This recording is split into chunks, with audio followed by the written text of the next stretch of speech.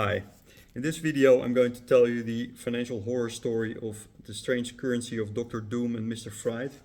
It's one of the horror stories covered in Swiss Frankenstein financial horror stories. It starts on page 63. The story is based on the strange case of Dr. Jekyll and Mr. Hyde, and it merges it with Dr. Doom, which is the nickname of Nouriel Roubini, who predicted the financial crisis in 2008. And is very much against cryptocurrency, and Mr. Vrij, which is inspired by Sam Bankman-Fried, the CEO of FTX. "We've done it, Dr. Doom," said Mr. Vrij.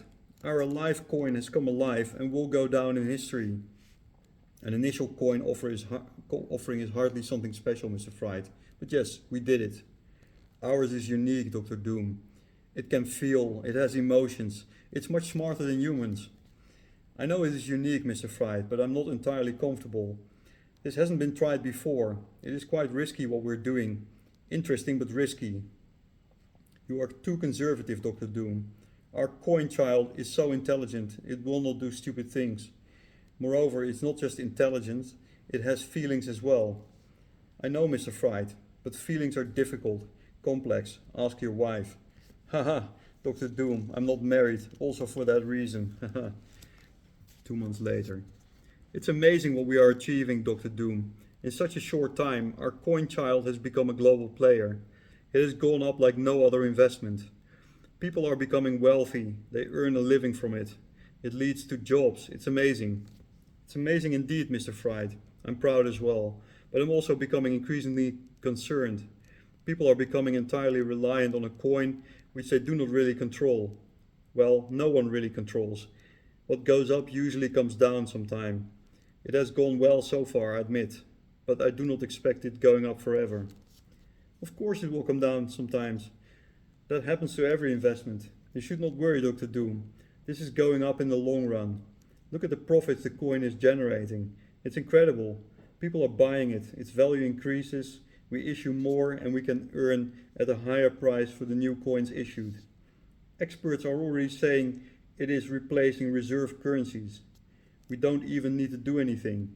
It is smart and works for us without doing anything. What more do you want?" "I know, Mr. Vrij, you are right, but it is early days, and this is about more than money." "Why are you being so negative, Dr. Doom? Is it your name?" "I don't know, Mr. Vrij. I've had a hunch that something bad will happen. A hype, bubble, abuse. I think I'm just realistic." Half a year later. "I told you so, Mr. Vrij. Our coin now has an entire family and has millions of investors and people that depend blindly on it. For investment, business, their personal lives. And guess what now? It goes wrong. Its value goes down. People lose their money, their lives. They were greedy and have been speculating." "It's all natural, Dr. Doom. All markets go down at some point. What did you expect?" "I expected this, in fact." 1 month later. "What has happened, Mr. Vrij? I'm reading that a live coin has procreated. Its own subsidiary, a baby currency. It has named it USD Live Coin, backed by the US dollar. They say other major stable coins will be created, backed by other currencies. See, our coin is doing smart things." "You say it's smart, Mr. Vrij, but what matters is what it aims to achieve by issuing this new currency. It doesn't appear to me that this is just some kind of random activity. The coin is intelligent and it must have some higher purpose. Or ambition. Don't forget it has sentience. It may be jealous with the importance of the US dollar and decide to become more important. Haha. Let us be surprised," said Mr. Vrij. 8 months later.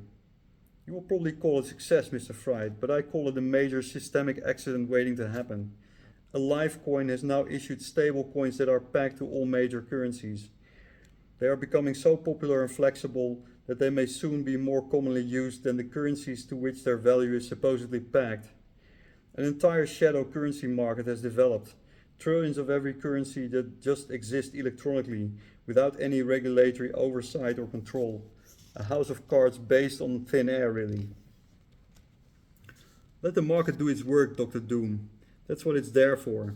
If risk happens, so be it. People and markets learn from it. They mainly lose from it, Mr. Fried, especially those that can't afford it. The investors that can afford it usually get out more quickly. They should stay out of the kitchen if they can't stand the heat.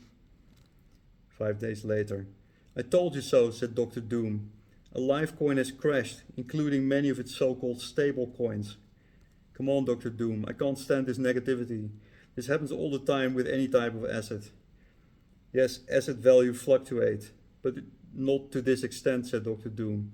This type of asset has no real value of its own, merely a price that depends on sale and purchase of the coins. And yes, if several trillion of value gets lost, I call that negativity. Doesn't demand and supply simply create the value? Of course it has value. The simple evidence is the price. You know what I mean. And by the way, has our coin shown any feelings yet? It may need a shoulder to cry on. Very funny, Dr. Doom makes a joke. Haha. 6 weeks later. Have you read the news, Mr. Fried? Our Alive coin has become the first cryptocurrency to be arrested. Arrested? By the police? For what? Money laundering. The article says it has accepted funds and used them for illegitimate purposes. That's not great, Mr. Fried. Don't panic, Dr. Doom. I'll look into it. It sounds a little vague. Illegitimate purposes. I wonder what those purposes are, and if the police have proper evidence. I'm inclined to think there will be evidence if they make this high-profile arrest. Come on, Dr. Doom. Nobody is guilty until proven guilty. I hear what you're saying, Mr. Fried. 3 weeks later. Mr. Fried, our Alive coin seems to have become a major terrorist financier. I'm hearing that our coin is facilitating a significant part of the illegal arms trade. The anonymous transfer of value it has enabled is great for people who want to avoid interference of authorities, but that has now caused an entire shadow economy of bad stuff to be maintained and grow. It keeps me up at night. It has created a vast empire of companies around the world. It does its own thing. It feels like my child is doing criminal stuff and daddy doesn't control it. Those feelings you mentioned it would have seem to work out badly. I'm not sure what they are, but judging the behavior of the coin and its family, it seems to be greed. Nothing more or less. The only other feelings I see are those of regret, disappointment, fear. When I look in the mirror, there will always be players that challenge the system, Dr. Doom. A currency is a tool, no better or worse than the man who uses it. I'm sure our little coin child will grow up and use its intelligence to find a way. It may just be going through coin puberty. 2 weeks later. Have you seen that people have been unable to sell the Alive coin or any of its subsidiary coins, Mr. Fried? The exchange on which it has been trading is suspended and about to go bankrupt. Our coin has gone to different pockets than the ones contractually promised. If our coin is going through coin puberty, this must be the equivalent of skipping classes. Bankrupt? That's not great news. But bankruptcies have happened to all companies. They happen in the best families. We are dealing with a young industry, Dr. Doom. Every maturing economy, market or company will have to face issues during its growth. This is not a reason to abort it. Our coin child is coming of age. You may be right generally, Mr. Fried, but the speed and impact of what is happening to our intelligent, sentient currency with its own legal personality is scary. We have created a monster that is difficult to control. Caveat emptor, buyer beware, Dr. Doom. People know this industry is by its nature not heavily regulated. Inevitably, there is some risk involved. That may be, Mr. Fried, but I think we should consider better ways to prevent these scandals from happening and damages of trillions to be incurred. Surely there must be ways. Regulation and enforcement are the classic ways, but better product management is another. We could have educated and programmed our coin child better. If you put a small boy into a fighter plane, don't be surprised if accidents occur. If you put a child lock on it, that will not happen. Product innovation has often needed accidents in crisis. And yes, never waste a good crisis. But would it not be better if these accidents with all of their damage and reputational damage would not have occurred in the first place? Would it not be better for users if they would not lose so much? Would it not be better for producers like us if we would not run the risk of being liable for such risks. Amen. You should be a preacher, Doc. I don't understand how you and I can be the same person.